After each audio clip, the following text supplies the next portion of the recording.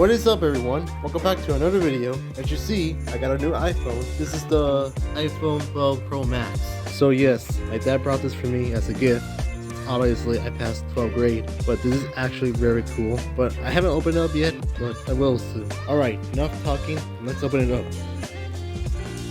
Ooh.